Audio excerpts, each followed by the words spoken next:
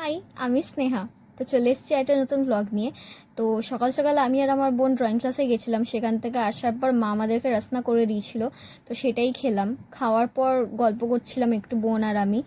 তো তারপরে দুজনে ফ্রেশ হয়ে নিলাম, ফ্রেশ হয়ে পুজো দিয়ে তিনজনে মিলে এখন দিদার বাড়ি চলে যাচ্ছিলাম।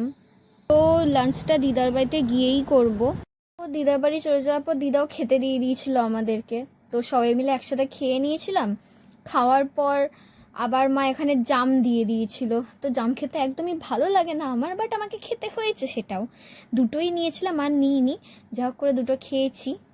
দুপুরবেলা খাওয়া দাওয়ার পর্ব মেটানোর পর আমি আর আমার বোন একটু শুয়ে শুয়ে ফোন দেখছিলাম। তো দেখতে না দেখতেই সন্ধে হয়ে গেছিলো। তো সন্ধেবেলায় আমরা দুজন মিলে চলে গেলাম দু বোনে ফুচকা আনতে।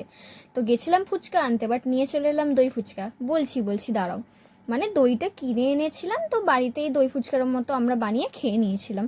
তো সবাইকে দিয়ে আমরাও খেয়ে নিয়েছিলাম। তো খাওয়া দাওয়ার পর্ব মেটানোর পর সবাইকে টাটা বলে আমরা আমাদের বাড়ি চলে এসেছিলাম। তো বাড়ি আসতে না আসতেই রাস্তায় দেখি দিদি আর দাদা ভাইও চলে এসছে।